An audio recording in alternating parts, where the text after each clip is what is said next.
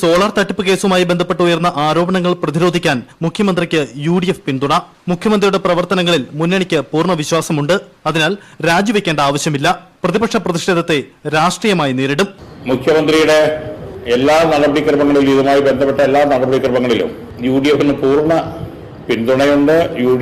മുഖ്യമന്ത്രിയുടെ പൂർണ്ണ വിശ്വാസമുണ്ട്. അദ്ദേഹം രാജിവെക്കേണ്ട യാതൊരു ആവശ്യവുമില്ല. ഓഫീസിലെ ചിലരുടെ ഭാഗത്ത് നിന്ന് വീഴ്ച പറ്റിയെന്ന് അംഗീകരിച്ച മുഖ്യമന്ത്രി അന്വേഷണ റിപ്പോർട്ട് വന്നാൽ കൂടുതൽ നടപടി ഉണ്ടാകുമെന്ന് ഉറപ്പു നൽകി. ടീം സോളാർ കമ്പനിക്ക് അനർഹമായതൊന്നും സർക്കാർ നൽകിയിട്ടില്ല.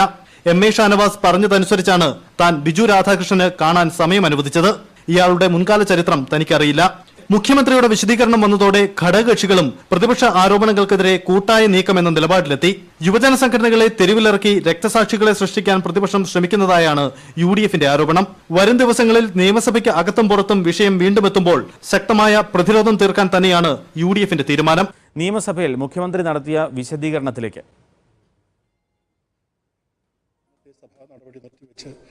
ചർച്ച ചെയ്യണമെന്നാവശ്യപ്പെട്ട് Sarvashri Mathew T Thomas, K. Kunhiraman, VS Sunilkumar, Kovoor Kunjumon, AK Sasi എന്നീ ബഹുമാനപ്പെട്ട അംഗങ്ങൾ റൂൾ 50 പ്രകാരം നോട്ടീസ് നൽകിയിട്ടുണ്ട്.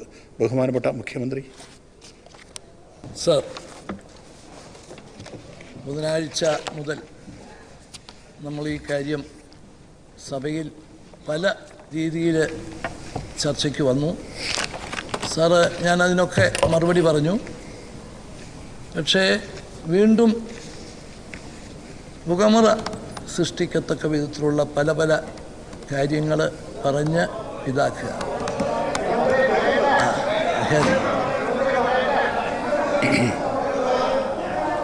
സാറ്, ഗവൺമെൻറ് വളരെ ഗൗരവമായിട്ടാണ് ഈ പ്രശ്നത്തെ കണ്ടിട്ടുള്ളത്. സാറ്, ഇവിടെ ആ പ്രശ്നം ഉന്നയിച്ചപ്പോൾ തന്നെ ADGP ഇൻ്റലിജൻസ് സെൻകുമാറിനെ അന്വേഷിക്കാനായിട്ട് ചുമതലപ്പെടുത്തി. അദ്ദേഹത്തിൻ്റെ റിപ്പോർട്ട് കിട്ടി. ആ റിപ്പോർട്ടിൻ്റെ അടിസ്ഥാനത്തിൽ എൻ്റെ സ്റ്റാഫിൽപ്പെട്ട 2 പേരെ മാറ്റി നിർത്തി. സാറ്, വിശദമായ ഒരു അന്വേഷണം എന്നാണ് ആ റിപ്പോർട്ടിൽ പറഞ്ഞിട്ടുള്ളത്. സാർ, വിശദമായ അന്വേഷണത്തിന് വേണ്ടി സാറ് സൗത്ത് സോൺ ADGPയെ ചുമതലപ്പെടുത്തി. അതിൻ്റെ അന്വേഷണം നടന്നുകൊണ്ടിരിക്കുകയാണ്. വിളിച്ചു എന്നത് മാത്രം വെച്ചുകൊണ്ട് ഒരാളെ കുറ്റവാളിയായിട്ട് കാണാനൊക്കില്ല. പക്ഷേ എന്തു സംസാരിച്ചു എന്നുള്ളതിനെ സംബന്ധിച്ചാണ് കാര്യം. അതിനു വേണ്ടിയാണ് വിശദമായിട്ടുള്ള അന്വേഷണത്തിന് ഉത്തരവ് ഇട്ടിരിക്കുന്നത്. ഇന്ന് ശ്രീ മാത്യു ടി തോമസ് തന്നിരിക്കുന്ന നോട്ടീസിൽ ഞാനൊരു കത്ത് കൊടുത്തു എന്ന് എഴുതിയിട്ടുണ്ട്. സാർ, ഞാനത് നേരത്തെ തന്നെ വ്യക്തമാക്കിയതാണ്. എമർജിംഗ് കേരളയിൽ ഈ കമ്പനിയെ ഉൾപ്പെടുത്തണം എന്ന് പറഞ്ഞ് ഞാൻ കത്ത് കൊടുത്തിട്ടുണ്ടെന്ന് പറയുന്നത് ശരിയല്ല. സാറ്, ഞാൻ അതിനെക്കുറിച്ച് അന്വേഷിച്ചു. സാർ, അങ്ങനെ ഒരു കത്ത് ഞാൻ കൊടുത്തിട്ടില്ല. അങ്ങനെ ഒരു കത്ത് KSIDC കിട്ടിയിട്ടില്ല. എമർജിംഗ് കേരളയിൽ സാർ ഇതൊരു പ്രോജക്റ്റും അല്ല. എമർജിംഗ് കേരളയിൽ ഇതൊരു പ്രോജക്റ്റായിട്ട് വന്നിട്ടേ ഇല്ല. സാർ, ഇന്നും വെബ്സൈറ്റിൽ നിങ്ങൾക്ക് ആർക്ക് വേണമെങ്കിലും അത് ചെക്ക് ചെയ്യാം. നിങ്ങൾക്ക് ചെക്ക് ചെയ്യാം. സാർ, എമർജിംഗ് കേരളയിൽ വന്ന ഒരു പ്രോജക്റ്റേ അല്ല. ഞാൻ കത്ത് കൊടുത്തിട്ടില്ല. ഞാനിത് ആവർത്തിക്കുന്നു. സാറ്, നിങ്ങൾ പലവട്ടം ചെക്ക് ചെയ്ത് ഇത് കഴിഞ്ഞതിന് ശേഷം പറയുന്നതാ. അവസാനം നിങ്ങൾ പറയാൻ കാരണം എന്ന് ഒന്ന് അന്വേഷിച്ചപ്പോൾ സാർ, ഇങ്ങനെയൊരു കത്തുണ്ടെന്ന് ഇവരിൽ ആരോടോ പറഞ്ഞു വന്ന പത്രവാർത്തയുടെ പേരില്ല. സാറ്, ഇല്ലാത്ത കത്തുണ്ടാകുമോ? സാർ, മറ്റൊന്ന് പറഞ്ഞിരിക്കുന്നത്, വിജ്ഞാൻ ഭവനിൽ വെച്ച് ഈ സരിത S. നായരെ ഞാൻ കണ്ടു എന്നാണ്.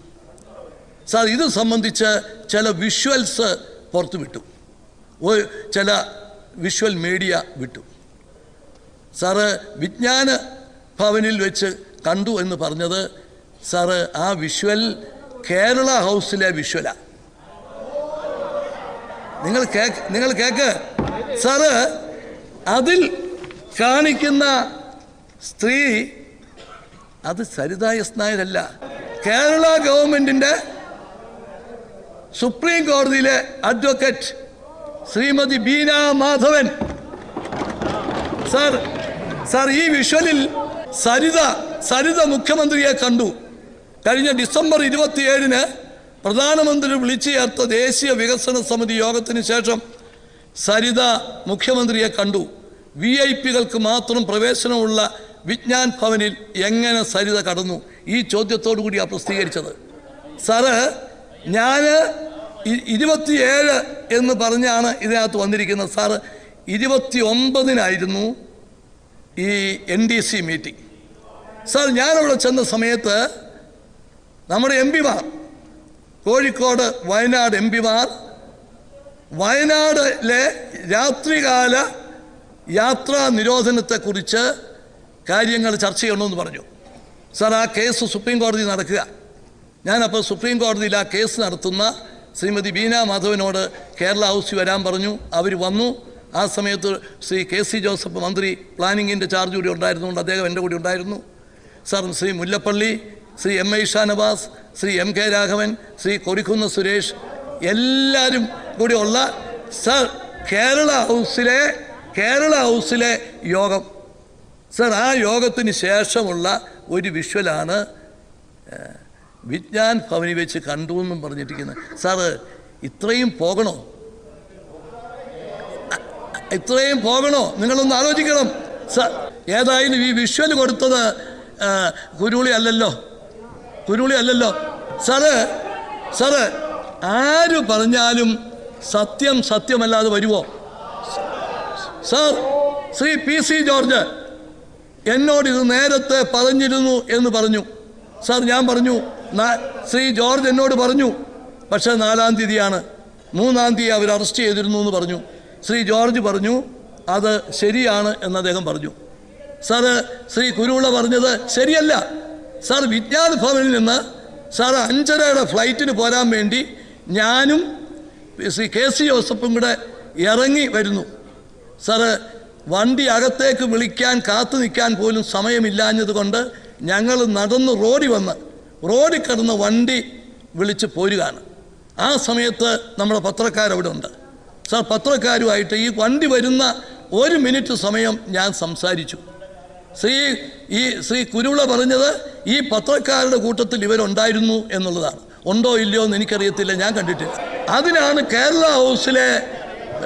ഹൗസിലെ ഒരു വിഷ്വൽ എടുത്തിട്ട് സാറ് അതിനകത്ത് മറ്റൊരാളുടെ ഫോട്ടോ കാണിച്ച് സരിത എസ് നായരുമായിട്ട് സംസാരിക്കുന്നു എന്ന് പറഞ്ഞ് കൊടുത്തിട്ടുള്ളത്. സാറ്, ഇത് ആണ് ഇവിടെ നടന്നിട്ടുള്ളത്. സാർ, മറ്റൊന്ന്, ഞാൻ കൊലക്കേസ് പ്രതിയുമായിട്ട് ചർച്ച ചെയ്തു.